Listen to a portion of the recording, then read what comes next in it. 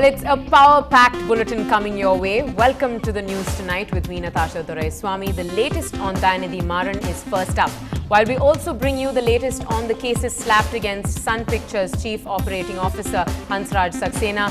Also from the world of sports, joining us on the show, Mr. Nirmal Vel, Joint Secretary, Tamil Nadu Billiards and Snookers Association, Mr. D.V. Sundar, Vice President of the World Chess Federation. A special discussion on how much support are sportspersons or associations really receiving from the present government.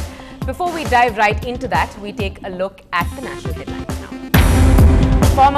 Former Textile Minister Dayanidhi Maran meets Karunanidhi on arrival in Chennai. T.R. Balu says DMK will not ask for replacement for Maran. No, nothing. He has already put in his papers. The court denies Sun Pictures Chief Operating Officer bail. He will have to stay in jail for at least another 2 weeks.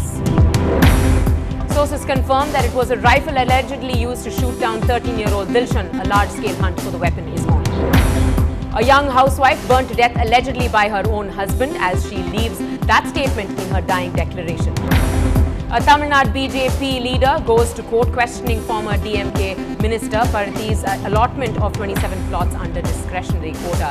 The pick of foreign coaches over Indians is the big debate. India's former coaches exclaims young players are being cheated. We are all cheating the youngsters who are coming to play sport, whether it's hockey or other things. The city dives headlong into a bid to host the World Chess Championships next year. Is Amma's support the reason for the burst in confidence? Prestigious, coveted World Championship in Chennai, I think would not be a problem if this is brought to her notice, and it will be done. Those were all the headlines from the state. Let's also take a look at the national front now. Kapil Sibal hits out at the PIL filed against him, says no telecom rules were bent to favour Anil Ambani's company. Jayapal Reddy meets the Prime Minister and reportedly tells him that there is no option but to carve out a state of Telangana.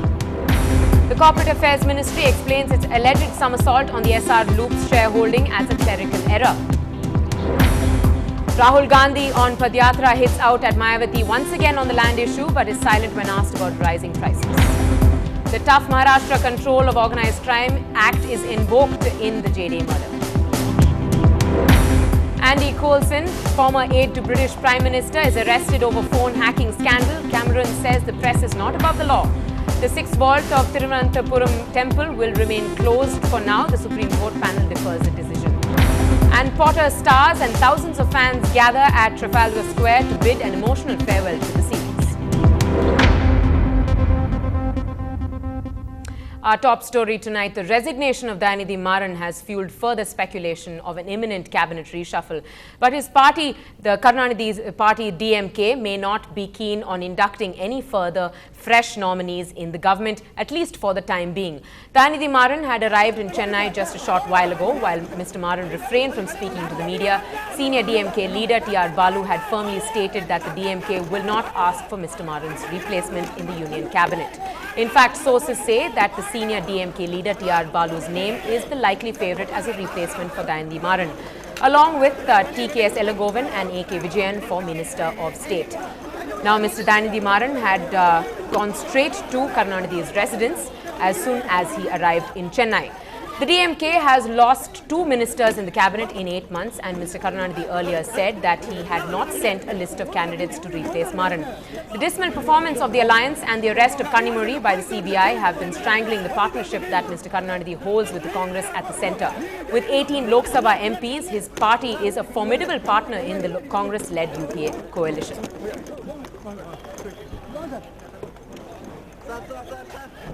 Maran has actually resigned right now.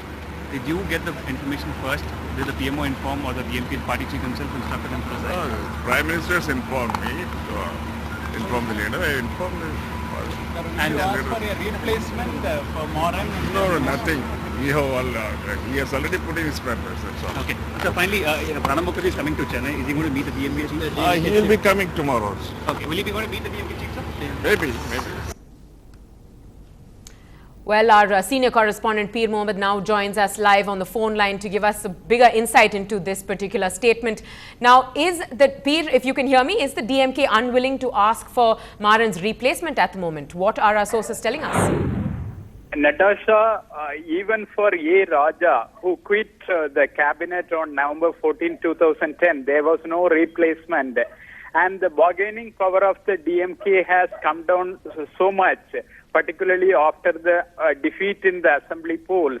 And DMK chief Karunanidhi indicated that he had not sent any list for replacement during his interview. Now, T.R. Balu, the DMK parliamentary party leader, had again confirmed the fact that the DMK does not have any demands for replacing Dayanidhi Maran, because it is very clear that the DMK is not in a position to ask for more now. And the DMK's General Council will be meeting by the end of July and will be deciding on the next course of action. That is what the DMK leadership has been telling us. Natasha? All right, Peer, thanks so much for joining us and giving us the latest information into the insight really behind T.R. Balu's statement saying that DMK will not ask for a replacement for Dayanidhi Maran. Now on to other big news from the city. The Chief Operating Officer of Sun Pictures, Mr. Hansraj Saxena, seems to be standing on hot coal quite literally at the moment. Today, the Saidapet Magistrate Court rejected his bail plea filed on 2 separate cases of cheating and assault filed by 2 film producers based in Salem. Mr. Saxena was booked under the Indian Penal Code sections 323 and 324, which translates to assaulting with hands and stick, and section 341 translates to wrongful restraint, and section 521 and 420 amounts to criminal intimidation and cheating. Those are the various cases against him. The bail application moved by the accused has been dismissed. Okay. In the second case, yesterday the court has put a question that once he is already in a police custody, how he can go for an arrest in another case. I have clarified that point before this court, and the court has agreed that point. Now, both accused has been remanded in this case for a period of another 15 days. Again, they have moved on bail application for the second case. The matter is posted on Monday. I said that both the cases have a separate and distinct transaction. It's not one and the same transaction. So each and every case has to be investigated separately. The arrest, detentions, arrest, custody, and prosecution start for a different for each case. So naturally, the question of getting permission does not arise. Well, earlier this morning, the Theatre Owners Association filed a complaint with the Commissioner of Police claiming that Sun Pictures and Gemini Films owed them a huge sum of 1.55 crore rupees initially to be paid after the release of the blockbuster movie Endiran. We hope so. If you don't mind. 1, 2, 3, 4, 5, 6. Sir, we have screened Endiran picture all over Tamil Nadu in so many theatres. We give lot of amount as deposit for that film Endiran to Sun Pictures through one Mr. Ayyappan and Gemini Pictures Circuit. After the screening is over, we approached them for the exact amount to be refunded to our members. But till today, after the lapse of 8 months, amount was not refunded. So we have come forward only with 6 of our theatre members to give complaint to the Honorable Chennai Police Commissioner. 1,45,16,431 rupees for the 6 theatres. Now, in some rather shocking news, a young housewife was burnt to death this afternoon, allegedly by her own husband, who was said to be under the influence of alcohol at the time. The deceased housewife has given a dying declaration stating that her husband set her ablaze.